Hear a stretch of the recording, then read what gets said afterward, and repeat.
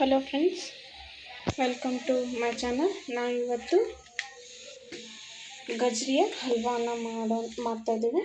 ಅದಕ್ಕೆ ಬಂದುಬಿಟ್ಟು ಅರ್ಧ ಕೆಜಿ ಗಜ್ರಿಯನ್ನು ತೊಗೊಂಡು ಸ್ವಚ್ಛದಾಗಿ ತೊಳೆದು ಅದರ ಮುಂದಿನ ಮತ್ತು ಹಿಂದಿನ ತುದಿಯನ್ನು ಕಟ್ ಮಾಡ್ಕೊಂಡಿನಿ.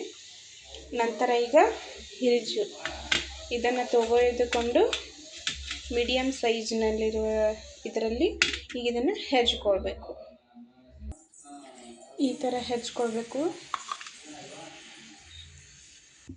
ನಂತರ ಒಂದು ಪಾತ್ರೆಯನ್ನು ಇಟ್ಟು ಅದರಲ್ಲಿ ಈ ಹೆಚ್ಕೊಂಡಿರುವಂತಹ ಗಜ್ರಿಯನ್ನು ಹಾಕ್ಕೋಬೇಕು.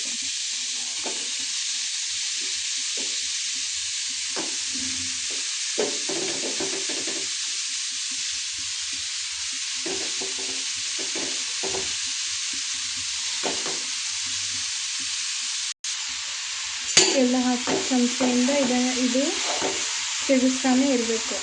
ಸ್ವಲ್ಪ ಇದರ ನೀರಿನ ಅಂಶ ಕಮ್ಮಿ ಆಗೋವರೆಗೂ ಮತ್ತು ಇದು ಗಜ್ರಿ ಸ್ವಲ್ಪ ಮೆತ್ತಗೆ ಆಗೋವರೆಗೂ ಸ್ವಲ್ಪ ಬೇಯಿಸ್ಕೋಬೇಕು. ಸ್ವಲ್ಪ ಫ್ಲೇಮನ್ನು ಮೀಡಿಯಮ್ ಫ್ಲೇಮ್ ಆಗಿಟ್ಕೊಂಡು ಬೇಯಿಸ್ಕೋಬೇಕು. ಇದನ್ನು ಬೇಯ್ತಾ ಇದೆ. ಇದರ ನೀರಿನ ಅಂಶ ಕಮ್ಮಿ ಆಗ್ತಾಯಿದೆ. ಹಾಗೆ ಬಿಡಬಾರ್ದು, ಕೆಳಗಡೆ ಹೊತ್ಕೊಳ್ಳುವ ಚಾನ್ಸಸ್ ಇರುತ್ತೆ. ನೋಡಿ, ಈಗ ಎಲ್ಲ ನೀರು ಹೋಗಿದೆ. ಇದಕ್ಕೆ ಈಗ ಬೆಲ್ಲವನ್ನು ಹಾಕ್ಕೋಬೇಕು. ನೀವು ಬೆಲ್ಲ ಇದ್ದರೆ ಬೆಲ್ಲ ಮತ್ತು ಸಕ್ಕರೆ ಯೂಸ್ ಮಾಡ್ತಾಯಿದ್ರೆ ಸಕ್ಕರೆಯನ್ನು ಹಾಕ್ಕೋಬೇಕು. ನಾನು ಬೆಲ್ಲದ ಮಾಡ್ತಾಯಿದ್ದೀನಿ. ಬೆಲ್ಲವನ್ನು ಜಚ್ಕೊಂಡು ಹಾಕ್ಕೊಂಡಿನಿ. ಇದನ್ನು ನಿಮ್ಮ ರುಚಿಯ ತಕ್ಕಷ್ಟು ಬೆಲ್ಲವನ್ನು ಹಾಕ್ಕೋಬೇಕು. ಈಗ ಇದನ್ನು ಎಲ್ಲನೂ ಚೆನ್ನಾಗಿ ಮಿಕ್ಸ್ ಮಾಡ್ಕೋಬೇಕು. ಮಿಕ್ಸ್ ಮಾಡಿದ ನಂತರ ಈ ಥರ ಆಗುತ್ತೆ. ಈಗ ಕುದೀತಾ ಇರ್ತದೆ. ಇದನ್ನು ತಿರುಗಿಸ್ಕೊಳ್ತಾ ಇರಬೇಕು. ಎಲ್ಲ ಆನ ಮತ್ತು ಗಜ್ರಿ ಎರಡೂ ಬೇಯಬೇಕು. ಚೆಂದಾಗಿ ಬೆಂದು ಮೆತ್ತಗೆ ಆದರೆ ಇದು ಹಲ್ವಾ ರೆಡಿ ಆಗುತ್ತೆ.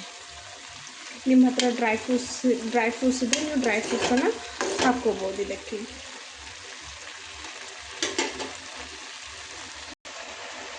ಇದು ಹೇಗೆ ಕುದೀತಾ ಇದೆ ನೋಡಿ. ನಂತರ ಇದಕ್ಕೆ ಒಂದೆರಡು ಏಲಕ್ಕಿ ಪುಡಿಯನ್ನು ಸಣ್ಣದಾಗಿ ಜಚ್ಕೊಂಡು ಹಾಕ್ಕೋಬೇಕು. ಹಾಕ್ಕೊಂಡು ಇದನ್ನು ಮಿಕ್ಸ್ ಮಾಡ್ಕೋಬೇಕು. ಹಲ್ವಾ ರೆಡಿ ಆಗ್ತಾಯಿದೆ.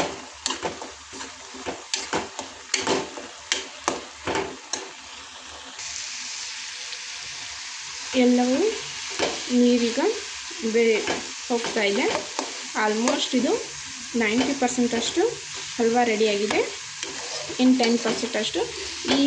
ಈಗ ಇದಕ್ಕೆ ನೀವು ಒಂದೆರಡು ಸ್ಪೂನ್ ತುಪ್ಪ ತಿಂತಾಯಿದ್ರೆ ನಿಮ್ಮ ಮನೆಯಲ್ಲಿ 2 ಸ್ಪೂನು ತುಪ್ಪ ಮತ್ತು ಡ್ರೈ ಫ್ರೂಟ್ಸನ್ನು ಹಾಕಿ ಮಿಕ್ಸ್ ಮಾಡಿಕೊಂಡ್ರೆ ನಿಮ್ಮ ಗಜ್ರಿಯ ಹಲ್ವಾ ರೆಡಿ ಆಗುತ್ತೆ.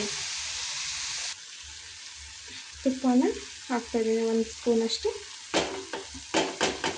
ತುಪ್ಪ ಹಾಕಿ ಇದನ್ನು ಮಿಕ್ಸ್ ಮಾಡ್ಕೋಬೇಕು. ಗಜ್ರಿ ಹಲ್ವಾ ರೆಡಿಯಾಗಿದೆ. Thank you for watching my video.